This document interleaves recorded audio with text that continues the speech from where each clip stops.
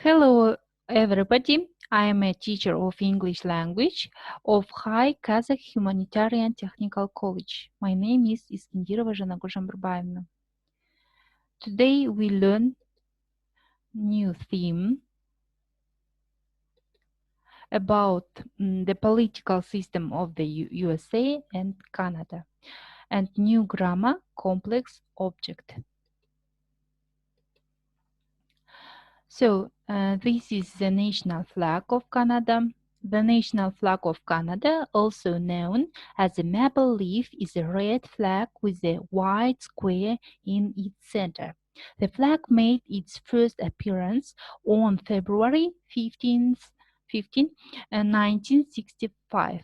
The date is now celebrated as National Flag of Canada Day.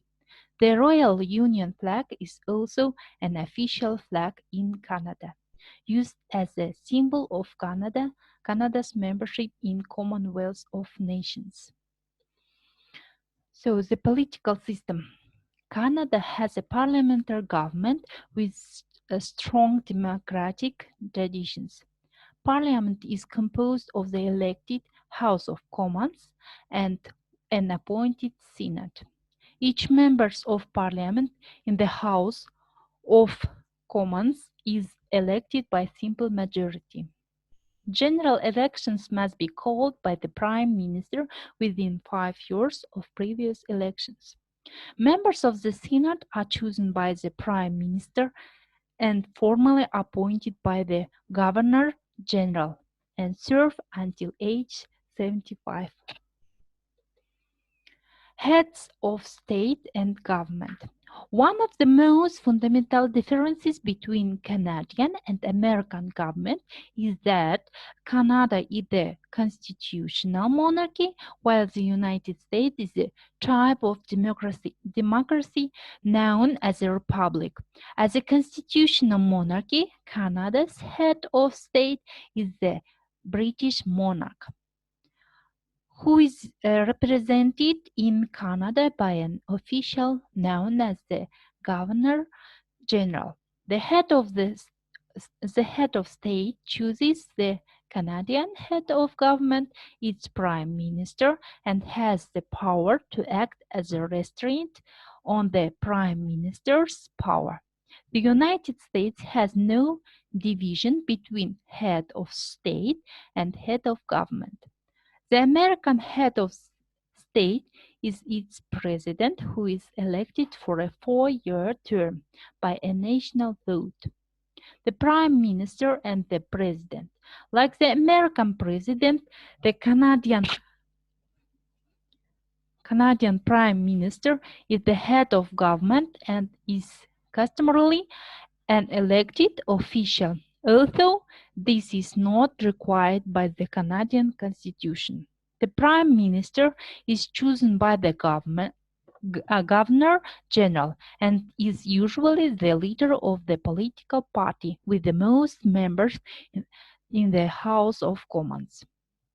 Parliament has two bodies, and House of Commons and Senate.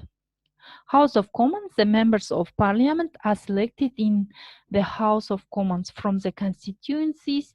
The number of members of the House of Commons is determined on the basis of the population and each province or territory. Senate, the upper chamber consists of 104 senators assigned by Governor General with the Prime Minister's approval.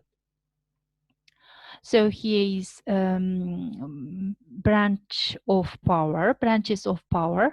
There are 3 branches.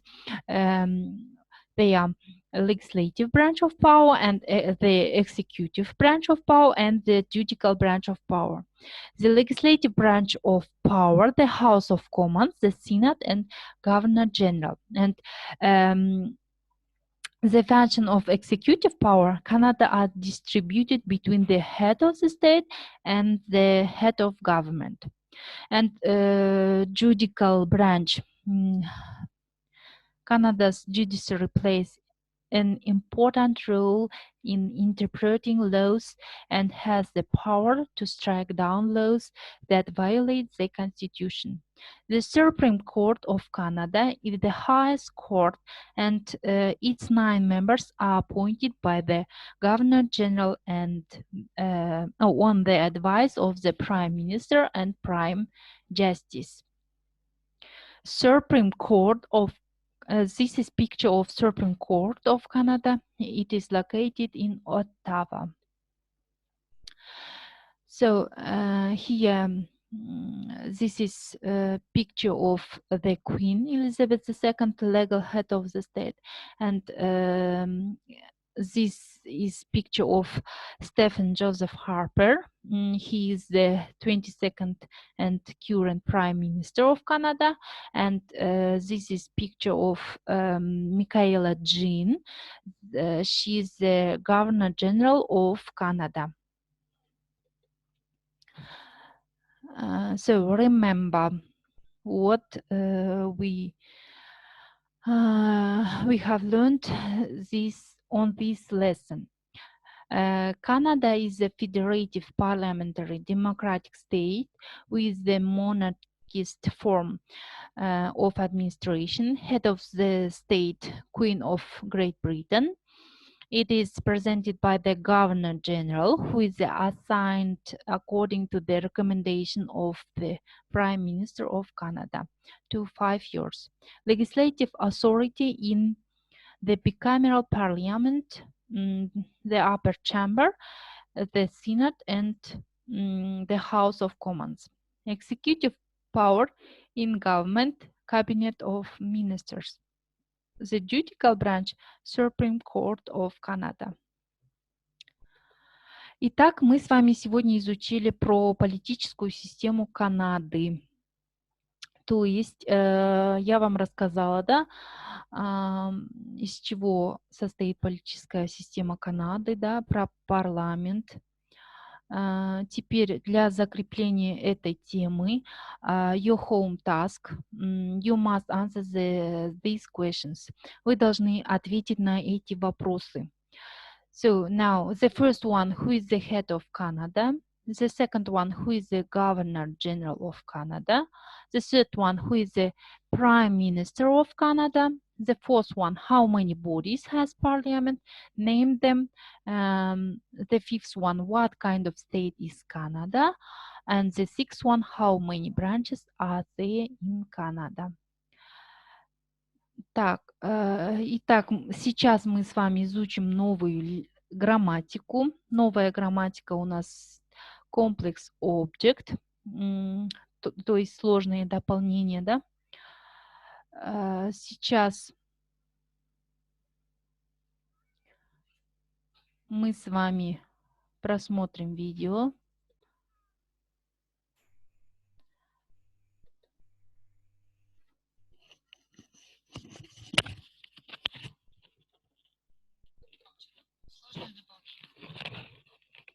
Конструкция концов, несмотря на пугающее название, на самом деле довольно проста. Я хочу, чтобы ты сходил в магазин. Я хотел бы, чтобы ты поиграл с ребенком. В русском языке такие фразы строятся при помощи придаточного предложения.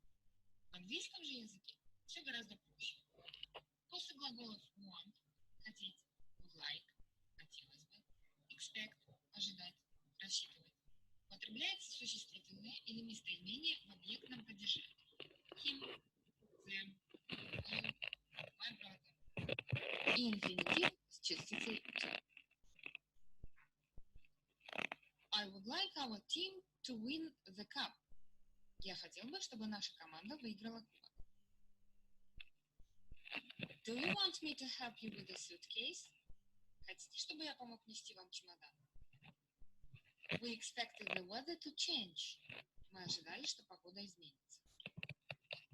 В отрицательной форме я не хотел, чтобы мы не ожидали, что отрицание будет только в первой части предложения.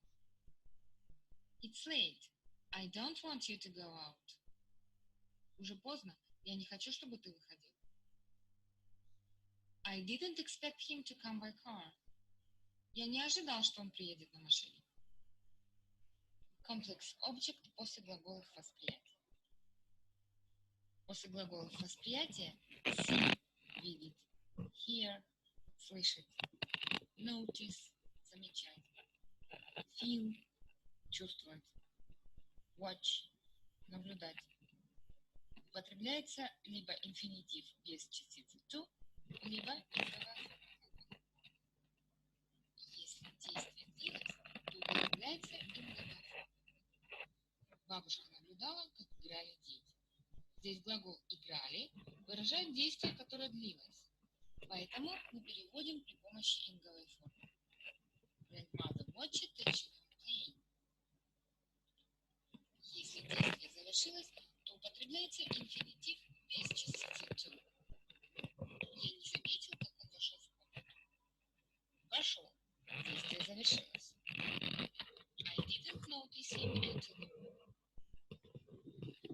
После глаголов make – заставлять и let – позволять всегда употребляется инфинитив без частицы to. Parents made Mike go to bed. Родители заставили Майка лечь спать. Don't let a child eat chocolate. Не позволяйте ребенку есть шоколад.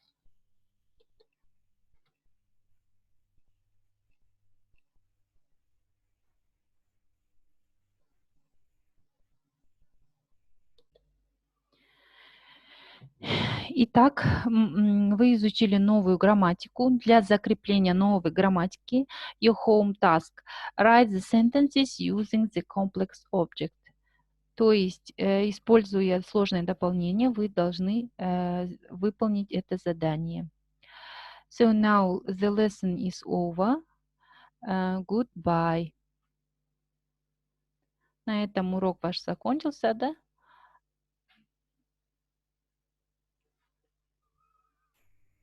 До свидания.